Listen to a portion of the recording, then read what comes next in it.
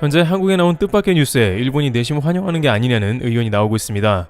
현재 양국은 최악의 외교 관계를 맺고 있습니다만 이번 이슈는 일본에서도 다양한 반응이 나오고 있습니다. 어떤 뉴스가 한일 간의 뜨거운 감자가 되었으며 양국의 반응도 살펴보도록 하겠습니다. 한국의 국민의힘 정당은 1일자 뉴 부산 프로젝트를 들고 부산 민심 잡기에 나섰다고 합니다. 4월 시장 보궐선거를 앞두고 흔들리는 지역 표심을 다잡겠다는 승부수를 던진 셈인데요. 김 위원장이 회의에서 발표한 프로젝트의 내용은 가덕도 신공항 메시지입니다. 신공항 사업에 대한 적극 지지 입장을 밝혔고 관련 특별법도 여당과 합의 처리하겠다고 공언했습니다. 김 위원장은 4차 산업혁명이라는 거대한 시대 변화에 발맞춘 새로운 비전으로 아시아 최고 항만 도시의 위상을 살려야 한다며 신공항 추진에 힘을 실었습니다. 이렇게 국민의힘 정당에서 가덕도를 추진하는 이유는 가덕도 신공항을 들고 나온 더불어민주당의 부산 공약에 맞대응하는 의도가 깔린 것으로 보입니다. 앞서 민주당 이낙연 대표는 두 차례나 부산을 찾아 신공항 특별법 처리를 여당 단독으로라도 통과시키겠다고 약속한 바 있습니다.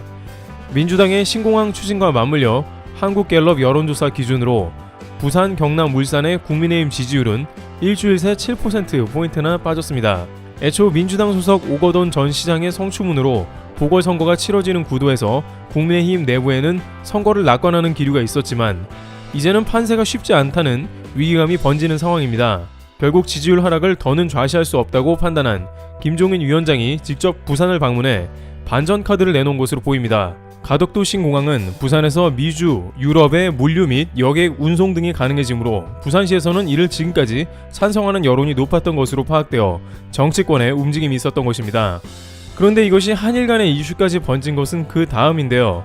국민의힘은 민주당의 가덕도 신공항 프로젝트에 더해서 한일 해저터널이라는 파격 공약까지 내놨습니다. 가덕도와 일본 규슈를 잇는 해저터널을 뚫어 부산이 하늘길, 바닷길, 땅길의 거점이 되도록 하겠다는 비전입니다. 대규모 건설을 하면 일자리도 창출될 수도 있다는 것이죠. 그런데 또 등장한 이러한 해저터널 이슈에 대해서 이번에는 다소 양상이 복잡한 국면을 보이고 있습니다. 한일 간에 보이는 반응이 전혀 다르다고 하는데요. 먼저 한국에서는 많은 대중들은 일본 해저터널에 대해 거부감을 표하고 있는 게 사실입니다. 그러한 근거로 제시되는 것은 이것을 일본에서 1940년대부터 주장해온 대륙 정벌론에서 나오는데요. 1941년 일본은 프랑스령 인도차이나 반도에 침공을 하면서 대동아 공영권을 구상하기 시작했습니다. 이들은 한국 부산을 기점으로 출발해서 중국을 관통해 인도네시아까지 철도 건설을 검토하게 된 것입니다. 당시 한반도와 중국을 식민지화했던 일본은 철도를 통해서 자급자족한 경제 구조를 만들고자 했습니다. 따라서 그 시작점인 한국의 부산과 일본을 연결하는 구상은 꽤나 구체적으로 제기된 바 있으며 실제 일본과 한반도를 잇는 당시 조선해협 터널 조사에 굴착 검토 단계까지 이루어지기도 했을 정도입니다. 이는 과거 일본의 제국주의 발생에서 나온 제안이라고 하지만 지금도 이러한 대륙 연결의 꿈은 끊어진 게 아니라고 합니다. 특히 동북아 정세가 안정이 되면 유럽에서 일본까지 열차로 연결된다는 야망을 여전히 가지고 있는 것이죠. 따라서 한국에서는 이러한 일본의 제국주의적 열망을 충족해줄 필요는 전혀 없다는 의견이 제기되었습니다.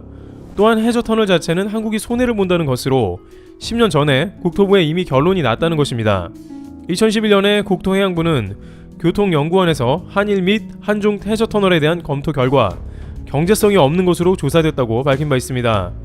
중국에서는 웨이하이, 인천 등을 연결하는 터널을, 일본과는 부산, 대마도, 후쿠오카를 연결하하는 한일 간 해저터널에 대한 타당성 검토를 실시했지만 그 결과 100조 원에 달하는 막대한 비용 탓에 비용 편익비가 타당성 수준인 0.8에 크게 미치지 못하는 것으로 조사된 것이죠. 국토부 관계자는 지방자치단체 등에서 요구해서 용역을 의뢰했지만 역시 타당성이 없는 것으로 조사됐다며 앞으로 해저터널 건설에 대한 논란은 없어질 것으로 기대한다고 말했습니다.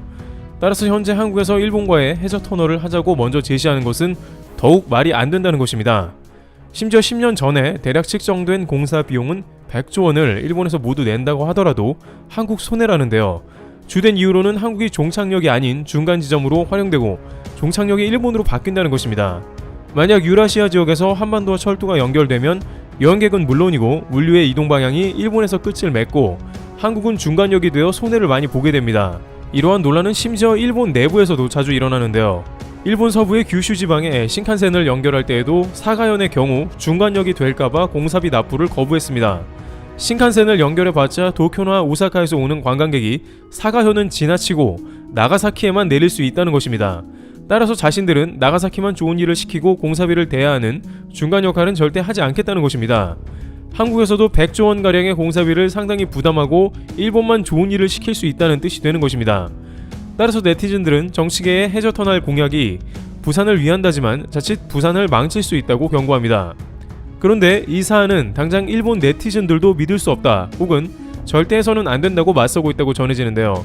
당장 김 위원장이 일본에 비해 훨씬 적은 재정 부담으로 생산 부가 효과가 54조 5천억 원에 이르게 되며 고용 유발 효과가 45만 명 정도가 나게 된다는 대목에서 일본 대중은 어이가 없다는 반응을 하고 있습니다. 도대체 일본이 원하지도 않는 해저터널인데 일본이 비용을 저렇게 많이 부담해야 하는 것도 이상하고 한국이 고용 창출이 일어난다면 한국만 좋은 일을 시키는 게 아니냐며 불쾌한 반응을 보이고 있습니다. 또한 최근 한국과 외교적인 관계가 악화되었는데 어떻게 한국과 거대한 프로젝트를 할 수 있냐는 것이죠.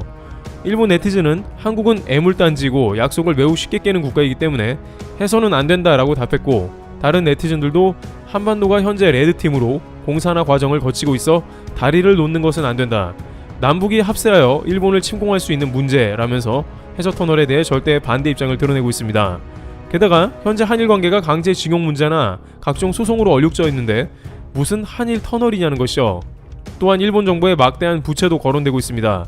한일 간의 터널은 약 250km 정도의 연장인데 한국은 애초에 아쉬운 게 없기 때문에 만약 이를 일본에서 70% 이상 부담한다고 하고 시공은 물론이고 추후 보수하는 비용까지 대부분 일본에서 책임진다고 하면 이득이 없다는 것입니다. 추후에 유라시아 반도에 연결된다는 이점이 있더라도 너무 터널에 비용이 매몰된다는 단점이 있다는 것입니다. 즉 한일 간에 둘 다 별로 효용이 없으므로 한일 터널은 그다지 좋은 점이 없다는 의견도 제기되고 있습니다. 심지어 영국의 경우 프랑스와의 해저터널이 단순히 프랑스만 아니라 유럽 전체의 물동량도 움직이지만 유로스타 터널의 유지 보수에 들어가는 각종 천문학적인 비용 때문에 결코 이득이라고 할 수 없다고 전해집니다. 유로스타는 약 160km의 길이로 한일 간에 연결되는 터널 길이보다 60km 이상 짧은 길이임에도 불구하고 효용성에 의문이 제기되고 있는 상황이니 한일 터널은 추후 유라시아가 뚫리더라도 러시아나 중국, 유럽 등은 거리가 매우 먼 국가들이기 때문에 효용이 크게 떨어진다는 이야기들이 기정사실로 받아들여집니다. 또한 양국 간에는 정치적 리스크가 매우 크다는 것으로 앞으로 미래에 온갖 종류의 분쟁이 생기게 될 것이고 독도 문제 등 영유권 문제가 끊이지 않는다는 것입니다.